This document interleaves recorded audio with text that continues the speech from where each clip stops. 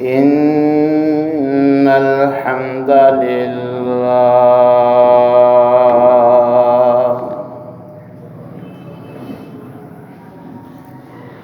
نحمده ونستعينه ونستغفره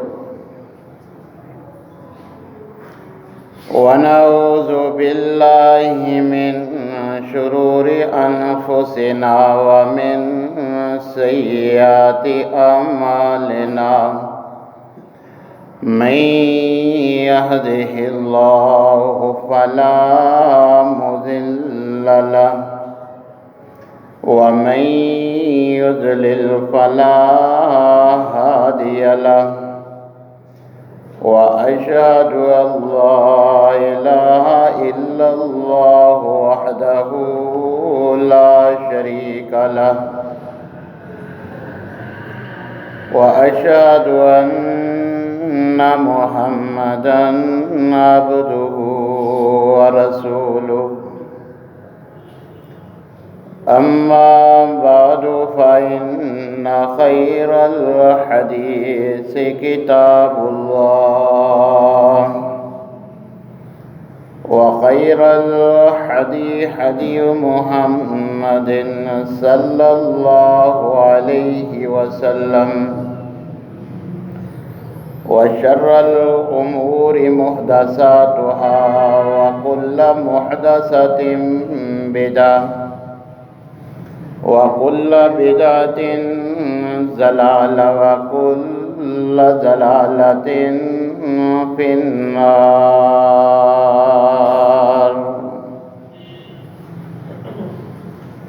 يا أيها الذين آمنوا اتقوا الله حق تقاته ولا تموتن إلا وأنتم مسلمون. يا أيها الناس اتقوا ربكم الذي خلقكم من نفس واحدة وخلق منها زوجها وبث منهما رجالا كثيرا ونساء واتقوا الله الذي تساءلون به والأرحام إن الله كان عليكم رقيبا.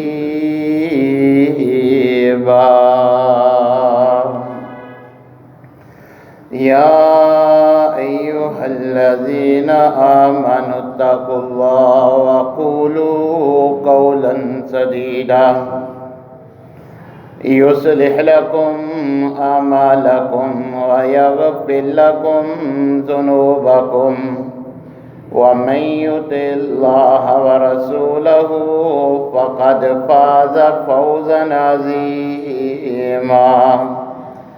أما بعد فأعوذ بالله السميع العليم من الشيطان الرجيم من حمده ونفخه ونفسه. بسم الله الرحمن الرحيم.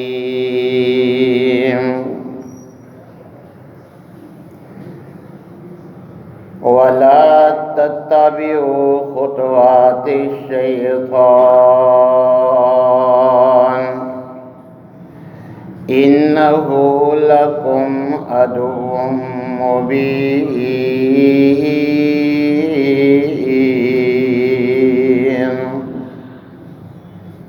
إنما يأمركم بالسوء والفحشاء وأن تقولوا على الله ما لا تعلمون. يا أيها الذين آمنوا ادخلوا في السلم كافة ولا تتبعوا خطوات الشيطان إنه لكم عدو مبين.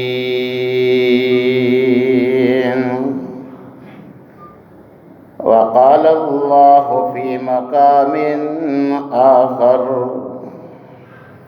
والذين إذا أنفقوا لم يسرفوا ولم يقتروا وكان بين ذلك قواما. وقال الله في مقام آخر ولا تبذر تبذيرا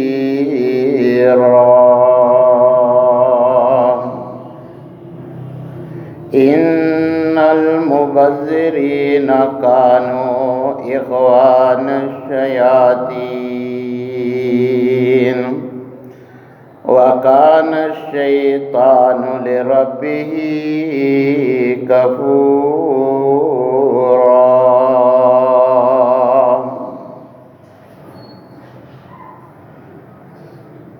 تمام قسم کی تعریفات مالک العلام ذوالجلال والاکرام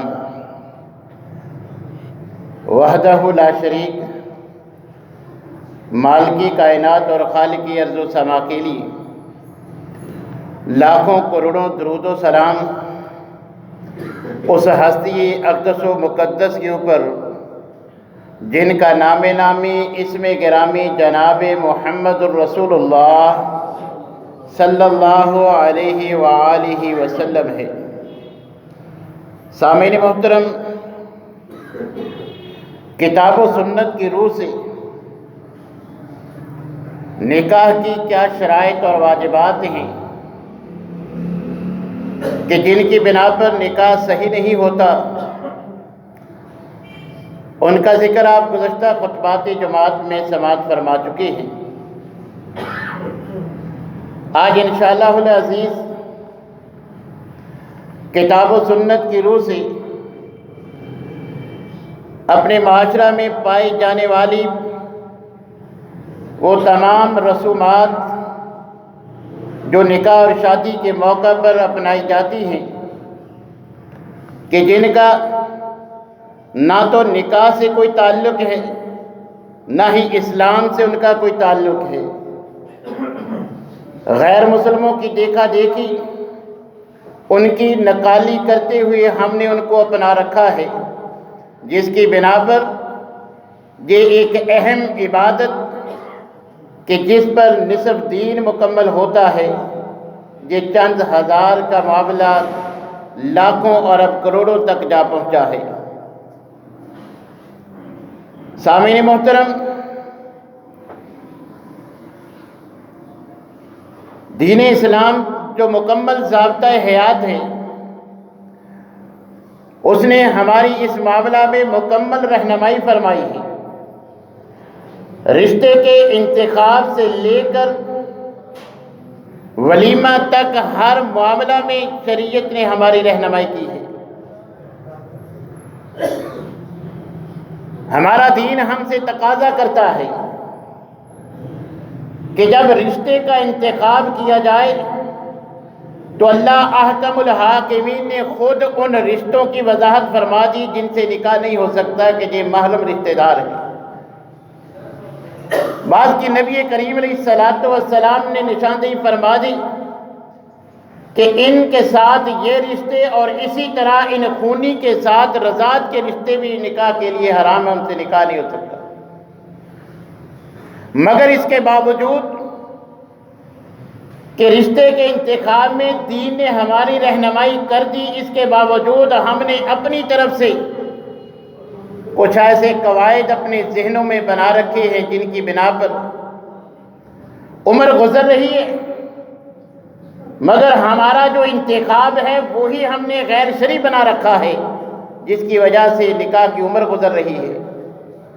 لاکھوں مسلمان لڑکیاں شادی کی منتظر ہیں مگر ان کے گھر والوں کی یہ جو ڈیمانڈیں ہیں جن کا شریعت سے کوئی تعلق نہیں، وہ اس میں آڑے آتی ہیں۔ کوئی کہتا ہے برادری سے باہر رشتہ نہیں کر سکتا، ہماری برادری میں ملے گا تو تب کروں گا۔ کس دین کو تم نے اپنا رکھا ہے؟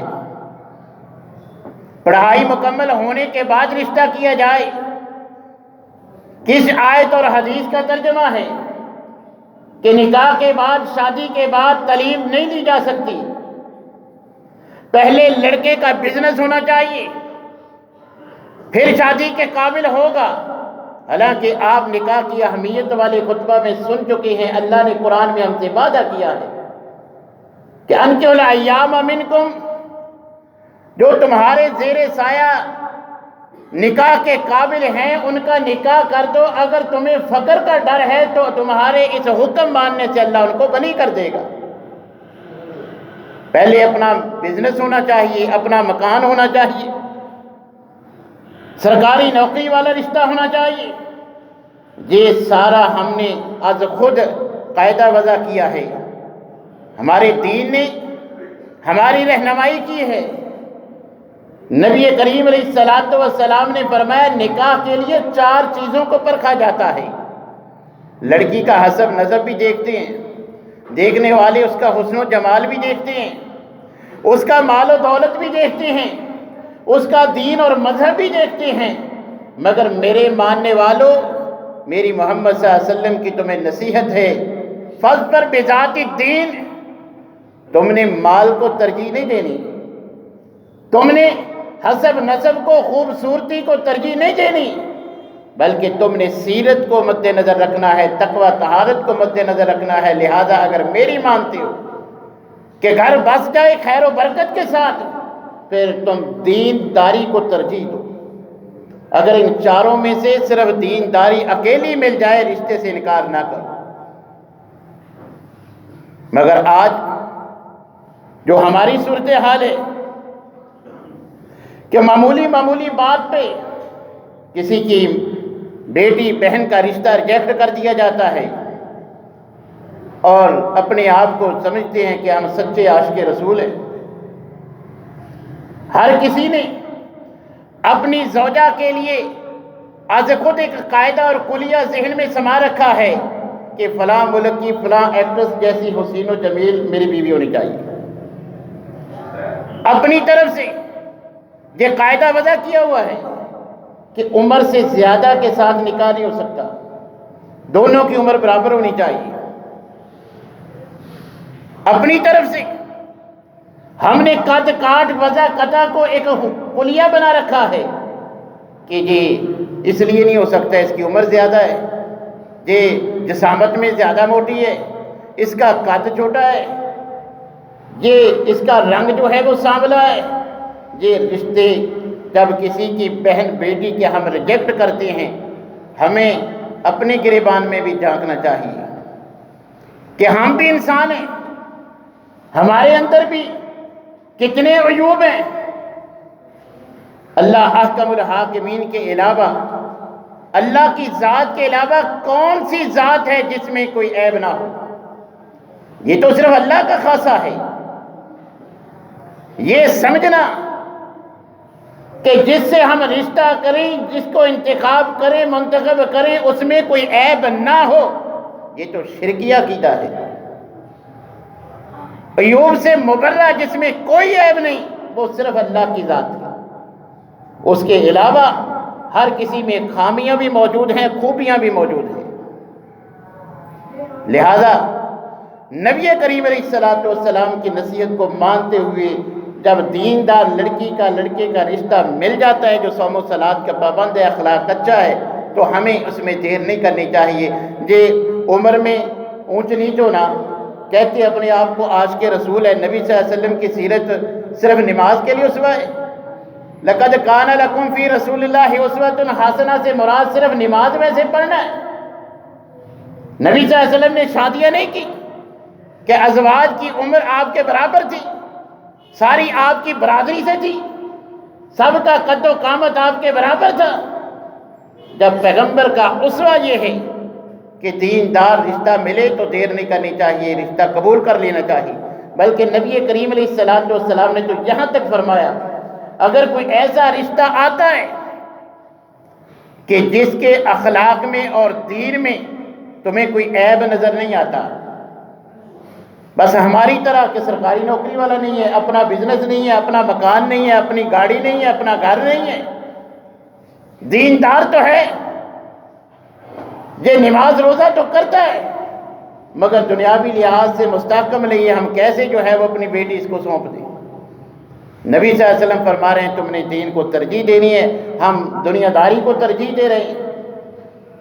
نبی کریم علیہ السلام نے فرمایا پھر یاد رکھو ایسا رشتہ جس کے اخلاق سے بھی تم متاثر ہو، دین سے بھی متاثر ہو، کہ یہ لڑکے اور لڑکی کا جس کا رشتہ آیا ہے دین پر بھی پابند ہے، دین کا پابند ہے، شرعی قواعد کو احکامات کو ماننے والا ہے، اور اس کا اخلاق بھی شریعت کے مطابق ہے، اگر پھر بھی اس رشتے کو ٹھکرا دو گے تو زمین پہ فساد برپا ہو جائے گا۔ تو لہذا رشتے کے انتخاب میں جب شریعت نے ہماری رہنمائی کر دی کہ اپنی طرف سے جو ہم نے قید کلیے بنائے ہیں ان کا دین سے کوئی تعلق نہیں ہے، ان کو نظر انداز کر دینا چاہیے، جو شریعت نے ہمیں رہنمائی کی ہے اس کو فالو کرنا چاہیے۔ نبی کریم علیہ السلام نے ہمیں اسی بات کا حکم دیا ہے۔ حضرت علی رضی اللہ تعالیٰ عنہ سے مخاطب ہو کے فرماتے ہیں کہ علی یاد رکھ 3 کاموں میں بلا وجہ تاخیر مت کرنا، نماز کا وقت ہو جائے تو نماز کی ادائیگی میں اے علی تاخیر نہ کرنا،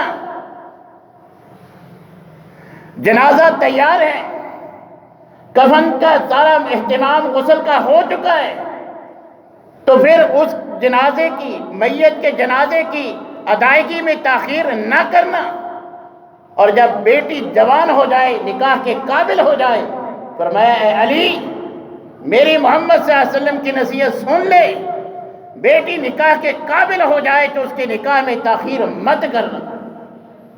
لہذا یہ تاخیری جو شیطانی حربے ہیں یہ ہو جائے گا پھر کریں گے، یہ ہوگا پھر کریں گے، یہ ہمیں نظر انداز کر دینی چاہیے۔ یوں ہی مناسب رشتہ ملتا ہے ہمیں اس میں تاخیر نہیں کرنی چاہیے۔ اور انتخاب کے بعد دوسری رسم وہ منگنی کی ہے، اس کو بھی آج ہمارے معاشرے میں بسنے والے کے نام نہاد عاشقوں نے لاکھوں کا کام بنا دیا ہے۔ یہ منگنی ہے کیا؟ یہ صرف نکاح کی رضامندی ہے، صرف عہد و پیمان ہے کہ میں یہاں نکاح کروں گا یا اپنے بیٹے کا اپنی بیٹی کا یہاں نکاح کروں گا، صرف رضامندی کا نام منگنی ہے بس، اس کے علاوہ شرعی لحاظ سے اس کی کوئی حیثیت نہیں۔ یہ انگوٹھی پہنانا، یہ کپڑے، یہ لباس، منگنی کر کے پھر عیدیں شبراتیں، یہ سارا ہمارا صرف رسم و رواج ہے، دین سے اس کا کوئی تعلق نہیں۔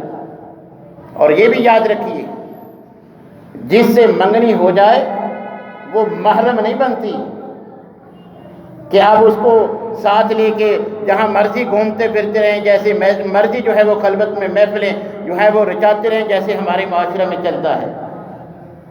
منگنی صرف ایک وعدہ ہے کہ یہ نکاح اس کے ساتھ ہوگا، اس سے زائد کچھ نہیں، وہ اب بھی ایک دوسرے کے لیے غیر محرم ہیں، اور شریعت نے صرف ایک نظر اس بچی سے جس سے نکاح ہو رہا ہے وہ نکاح کرنے والے کو اجازت دی ہے کہ اگر ممکن ہو، اس میں بھی لازم نہیں ہے، اگر ممکن ہو گھر والے اجازت دیتے ہیں تو اس بچی کے محرم کی موجودگی میں اس سے ایک مرتبہ مل لیا جائے، وہ بھی محرم کی موجودگی میں ہوگا، اکیلے نہیں ہوگا، صرف ایک مرتبہ ہوگا، جس سے نکاح ہے اس کا دیدار ہوگا، ساری کزنوں سالیوں کا نہیں ہوگا۔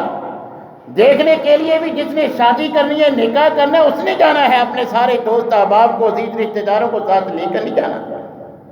شریعت نے صرف ایک نظر دیکھنے کی اجازت دی ہے، اور اس کے علاوہ یہ باقی یہ تعلق ہے جب تک نکاح نہیں ہوتا اسی طرح حرام ہے جیسے عام لڑکیوں کے ساتھ حرام ہے، اگرچہ اس سے منگنی کا عہد و پیمان ہو چکا ہے۔ اور یہ انگوٹھی پہنانا یہ تو ویسے عیسائیوں کا دیکھا دیکھی جو ہے وہ آ گیا ہے، اور پھر منگنی جب تک نکاح نہیں ہوتا یہ عیدیں شبراتیں یہ بھی ہمارا رواج ہے، اس کا بھی دین سے کوئی تعلق نہیں۔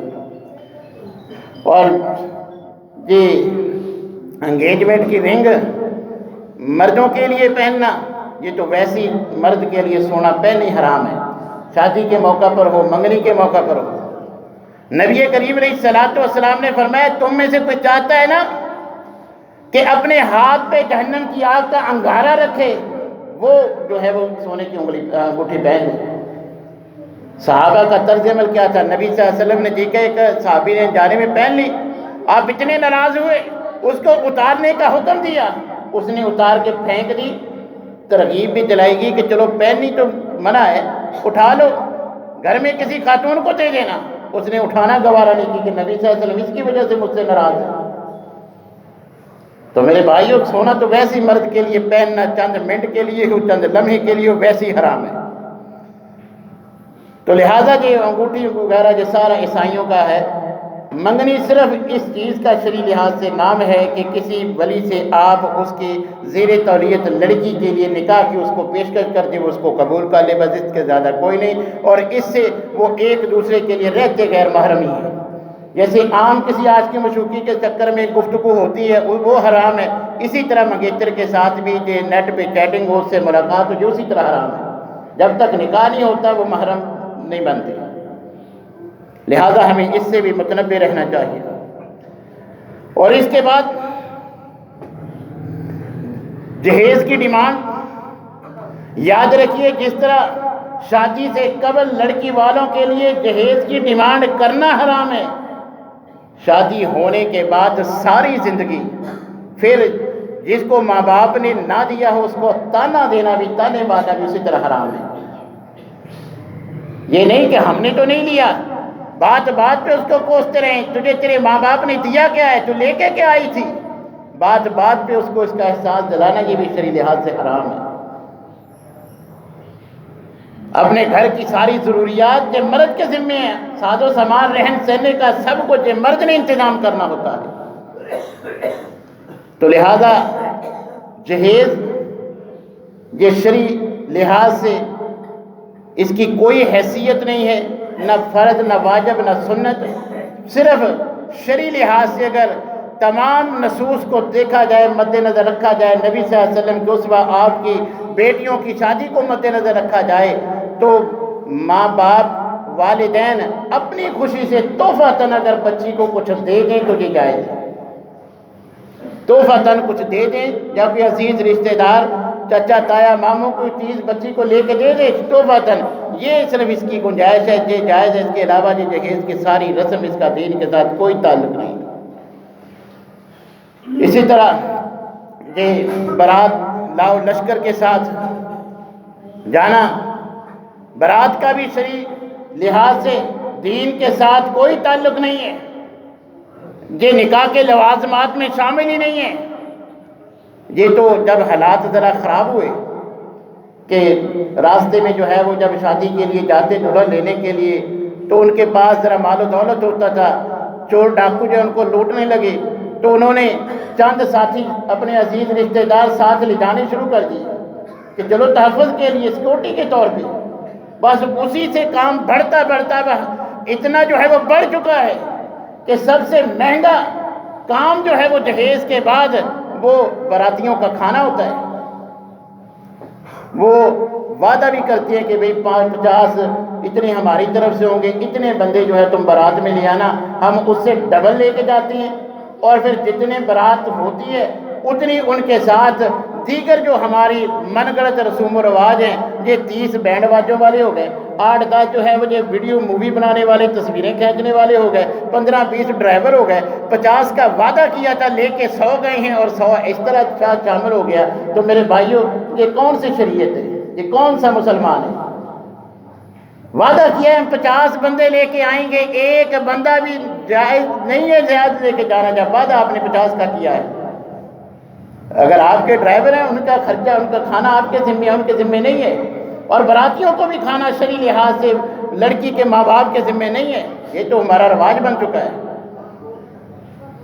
اور یہ بھی یاد رکھیے، دعوت میں اگر ایک کو دعوت ہو، وہ ساتھ کہے کہ گھر میں مہمان ہے، گاڑی میں اکیلے بھی تو جانا ہے، چلو ساتھ بیٹھو، سارے گھر والوں کو لے جانا۔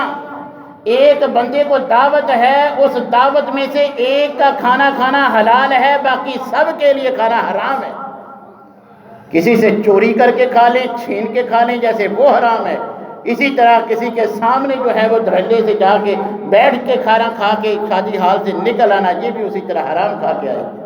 آپ کو دعوت نہیں دی گئی، ایک ہی دعوت ہے، آپ ساتھ ایک سے زائد کو لے کے جاتے ہیں، وہ جو وہاں کھاتے ہیں وہ حرام کھاتے ہیں۔ نبی صلی اللہ علیہ وسلم کی صحابی دعوت کی، جن کو کہا تھا ان کو بھی ساتھ لے لیا، مگر ایک صحابی جو ہے وہ بغیر کہے کہ نبی صلی اللہ علیہ وسلم کے ساتھ ساتھ چلا گیا۔ اب پیغمبر کا اسوہ، ہم سچے عاشق رسول ہیں، نبی صلی اللہ علیہ وسلم گھر میں داخل ہونے سے پہلے اس سے اجازت لیتے ہیں، بھئی تجھ سے اتنے بندوں کی دعوت تو نے دی ہے، تو نے انتظام اتنا کا کیا ہوگا، مگر یہ تیرا ایک یا دو جو بھائی جو ہمارے ساتھ ویسے آ گئے ہیں، اب تو اپنی گنجائش دے کے بتا ان کو اجازت ہے یا ان کو میں حکم دے دوں کہ واپس چلے جاؤ۔ یہ پیغمبر کا اسوہ ہے۔ یہ جو ہم لمبی چوڑی برات، اس کا دین کے ساتھ کوئی تعلق نہیں، شرعی لحاظ سے یہ ایک رسم ہے، اس کو ختم ہونا چاہیے۔ اور یہ برات کے ساتھ جتنے لوازمات دیگر رسومات ہوتی ہیں، یہ ود لے کے جاتے ہیں، فروٹ لے کے جاتے ہیں، مٹھائی کی ٹوکریاں لے کے جاتے ہیں، جب برات ہی جو ہے وہ شرعی لحاظ سے جائز نہیں ہے تو یہ سارے لوازمات بھی اسی طرح غلط ہیں۔ اور اسی طرح یہ بری بنانا لڑکے والوں کی طرف سے بھی اسی طرح جو ہے وہ ناجائز ہے، جس طرح جو ہے وہ جہیز کی کوئی صورت نہیں ہے دین میں، اسی طرح لڑکے والوں کی طرف سے لڑکی کے لیے اگر تحفتاً وہ اختیار کر دیتی ہیں، اس کو کوئی دے دیتی ہیں تو یہ جائز ہے، مگر جو ہمارا طرز عمل ہے کہ باقاعدہ اس کی جو ہے وہاں نمائش ہوتی ہے، دکھلایا جاتا ہے، یہ بات درست نہیں ہے۔ اور اسی طرح اس شادی کے موقع پر غیروں کے دیکھا دیکھی، یہ جو جتنی بھی رسمیں، یہ قرآن کے سائے میں بچی کو رخصت کرنا یا اگلے گھر میں قرآن کے سائے میں جو ہے وہ بچی کو اپنے گھر داخل کرنا دلہن کو، یہ میرے بھائیوں قرآن اس کام کے لیے نہیں آیا۔ اس سے کوئی فرق نہیں پڑتا، اگر بچی کا اخلاق کردار اس قرآن کے مطابق ہے تو گھر بس جائے گا، ورنہ کوئی ضمانت نہیں ہے۔ اگر قرآن کے نیچے سے گزرنے سے کوئی خیر و برکت ہوتی تو مجاہدین کو جب جہاد کے لیے نبی صلی اللہ علیہ وسلم بھیجتے ان کو قرآن کے سائے میں سے گزارتے کہ تمہاری جان کو وہاں خطرہ ہے، نیچے سے گزر جاؤ، اس سے برکت آئے گی، بچ جاؤ گے، تحفظ ملے گا۔ نہیں، یہ بات نہیں ہے۔ اور اسی طرح یہ مکلاوہ لے کے جاتے ہیں، اس کا بھی دین سے کوئی تعلق نہیں ہے۔ اسی طرح یہ جوتا چھپائی، یہ دودھ پلائی، اب تو ماشاءاللہ بڑھ کے جو ہے وہ شیشہ پلائی تک یہ بات پہنچ چکی ہے۔ یہ مائیوں کی رسم، یہ تیل، یہ مہندی، اور مہندی کا بھی کوئی تعلق نہیں ہے دین سے۔ شریعت نے عورت کو مہندی لگانے کی اجازت دی ہے، یہ جائز ہے، عورت شادی کے موقع پر بھی عام بھی جب چاہے مہندی لگا سکتی ہے، مگر اس کے لیے باقاعدہ ایک رسم کے طور پہ، ایک اجتماع کے طور پہ، اور ہندوؤں کو دیکھا دیکھی لباس بھی ویسا بنانا اور یہ ناچ گانے کا یہ سارا اہتمام، یہ سارے معاملات، جس کا دین کے ساتھ کوئی تعلق نہیں۔ مہندی لگانا عورت کے لیے جائز ہے، مگر جو مروجہ طریقہ ہے اس کا دین سے اور نکاح کے ساتھ جو ہے وہ کوئی تعلق نہیں ہے۔ اسی طرح یہ لڑکی کا بناؤ سنگار کرتے وقت اس کو خوبصورت بنانے کے لیے اہتمام کرنا جتنا ممکن حد تک وہ تو جو ہے وہ جائز ہے، مگر جو ہمارا رواج ہے کہ اس میں بہت ساری جو ہے وہ دیگر محرمات کا، حرام کاموں کا ارتکاب کیا جاتا ہے۔ مصنوعی اس کی جو ہے وہ پلکیں لگائی جاتی ہیں، اسی طرح مصنوعی ناخن لگائی جاتی ہیں، اسی طرح جو ہے وہ اس کا جو لمبا چوڑا میک اپ جس کی وجہ سے وہ وضو نہیں کر سکتی کہ اتنا خرچ کیا ہے، کئی نمازیں اس کی ضائع ہوتی ہیں، شریعت اس کی اجازت نہیں دیتی۔ اور اسی طرح یہ وگ لگانا، یہ پلکیں، یہ سارے یہ مصنوعی اعضاء جو دلہن کی تیاری کے لیے ہوتی ہیں، ہماری شریعت ہمیں اس کی اجازت نہیں دیتی۔ اور لباس بھی، لباس کا مقصد کیا ہے؟ جسم کو چھپانا۔ ایسا لباس آج ہم نے غیروں کی دیکھا دیکھی، ہماری شادی، ہمارے خاندان کی شادی اور جو انڈین فلموں میں شادی کا ہندوؤں کا طریقہ ہے، اس میں صرف 2-4 ایسی چیزیں ہیں جو ہندوؤں کے مذہب سے تعلق رکھتی ہیں، وہ نہیں ہے، باقی ہماری اور ان کی شادی میں کوئی فرق نہیں رہا۔ سارے کام اسی انداز میں ہوتے ہیں، صرف 7 پھیرے نہیں ہوتے، نہ منڈت ہوتا ہے، نہ پنڈت ہوتا ہے، نہ ہی جو ہے وہ ہم اس طرح کے جو ہے وہ مورت وغیرہ نکالتے ہیں، باقی جو ان کے رسوم و رواج ہیں وہ سارے آج مسلمان بھی اپنائے ہوئے۔ تو میرے بھائیوں، آج غیروں کی دیکھا دیکھی دلہن کے 2 دن کا لباس پہ اتنا خرچ کر دیا جاتا ہے کہ کسی عام غریب لڑکی کا اتنے میں نکاح ہو سکتا ہے۔ ایسے لباس تیار کی جاتی ہیں کہ جو دوبارہ زندگی میں پہنے بھی نہیں جاتے، ان پہ لاکھوں روپیہ صرف کر دیا جاتا ہے۔ دین اس کو اسراف کو فضول خرچی کو حرام قرار دیتا ہے۔ آج ہم کسی کو کہیں کہ بھی تو شیطان ہے تو اسے کو غصہ آئے گا، تو یاد رکھیے یہ اسراف اور تبذیر، اسراف کہتے ہیں جو کام جائز ہے، درست ہے، اچھا ہے، اس میں بھی زیادتی کرنا، جتنی ضرورت تھی اس سے بڑھ کر وہ کام کرنا یہ اسراف ہے، یہ بھی حرام ہے۔ اور تبذیر ایسے کام پہ وقت مال صرف کرنا کہ جس کا کوئی فائدہ نہیں ہے، یہ بھی شرعی لحاظ سے حرام ہے۔ اور اللہ احکم الحاکمین نے کیا فرمایا ہے؟ وَلَا تُبَذِّرْ تَبْذِيرًا، تم نے فضول خرچیاں نہیں کرنی۔ یہ کس کو حکم ہے؟ ہندوؤں کو تو نہیں ہے، عیسائیوں کو تو نہیں ہے، یہودیوں کو تو نہیں ہے، یہ ہمیں حکم ہے کہ میرے بندو تم نے فضول خرچی نہیں کرنی۔ یاد رکھو ان المبذرین کانوا اخوان الشیاطین، جو خوشی کے موقع پر یا عام روٹین میں اگر کوئی فضول خرچی کرتا ہے وہ شیطان کا بھائی ہے۔ اور فضول خرچی کا نقصان ایک تو مال کا ضیاع تو ہے ہی، جو ہماری حالات ہیں وہ تو ہے ہی، اس کے ساتھ ساتھ اللہ احکم الحاکمین فرماتے ہیں یاد رکھو وَأَنَّ الْمُسْرِفِينَ هُمْ أَصْحَابُ النَّارِ، اسراف کرنے والے، حد سے زائد خرچ کرنے والے، لمٹ کراس کرنے والے، یہ جہنم کی آگ والی ہیں، ان کا ٹھکانہ جہنم ہے۔ اور اللہ احکم الحاکمین کہیں فرماتے ہیں کُلُوا وَاشْرَبُوا وَلَا تُسْرِفُوا إِنَّهُ لَا يُحِبُّ الْمُسْرِفِينَ، کہ کھاؤ پیو، حلال چیزیں کھاؤ پیو، مگر یاد رکھو اسراف نہیں کرنا، کیونکہ جو اسراف کرتے ہیں، حد سے زیادہ لمٹ کراس کرتے ہیں، ایسے لوگوں کو اللہ پسند نہیں کرتا۔ تو اگر یہ معاملے میں بھی اسراف سے کام لیا گیا ہے تو اللہ تو اس کو پسند ہی نہیں کرتا۔ اللہ کی طرف سے برکتوں کا نزول کیسے ہوگا، گھر کیسے بسے گا؟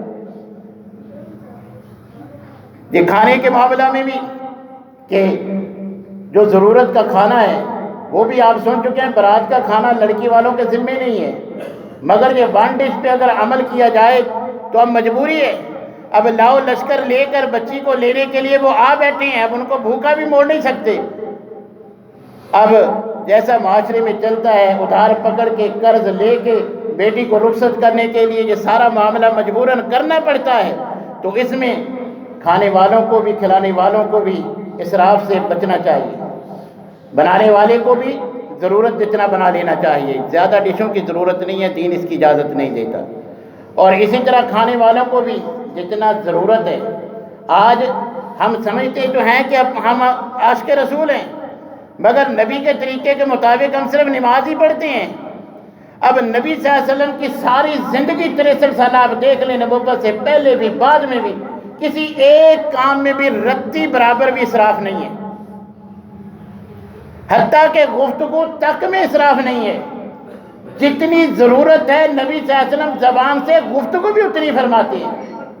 آج یہ عاشق رسول اپنے آپ کو کہتے ہیں، سینے پہ بیج لگا رکھا ہے، گھر میں اپنے جوڑے کتنے ہیں، لباس کتنے ہیں، اس کو گنتی میں نہیں ہے، اس کے پاس جوتے کتنے ہیں، گنتی میں نہیں ہے۔ شادی کے موقع پر اتنا جو ہے وہ سامان بنا دیا جاتا ہے جو 10-20 سال جو ہے وہ پیٹیوں میں پڑا رہتا ہے، اس کی ضرورت ہی محسوس نہیں ہوتی۔ تو میرے بھائیوں، نبی صلی اللہ علیہ وسلم کا اسوہ کیا ہے؟ آپ کے پاس کتنے پہننے کے جوڑے تھے، کتنے جوتے تھے، گھر میں کتنے برتن تھے؟ آج دیکھ لیں، ہم رونا روتے، ہم نے تو یہ سمجھ رکھا ہے کہ اچھا لائف سٹائل یہی ترقی ہے۔ تو ترقی یافتہ ملکوں کو دیکھ لیں، اگرچہ وہ غیر مسلم ہیں، ان کے گھروں کی تلاشی لے لیں، ایک چیز بھی آپ کو فالتو نہیں ملے گی، جس کی کبھی کبھی ضرورت پڑتی ہو، ایسی چیز بھی ان کے گھروں میں نہیں ملے گی۔ آج ہم اپنا حال دیکھ لیں کہ کپڑے لٹکانے کے لیے کوئی جگہ نہیں ہے الماری میں۔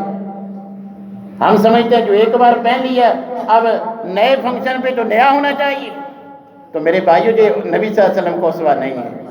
اسراف کرنے والے، فضول خرچی کرنے والے، یہ تو شیطان کے بھائی ہیں، اللہ ان لوگوں کو پسند نہیں کرتا۔ یہ شادی میں گزشتہ خطبہ میں بھی میں نے بات کی تھی کہ سب سے اگر کوئی مہنگا کام ہے وہ حق مہر ہے، وہ ہم 500,000 روپے 5,000 تک رکھتے ہیں۔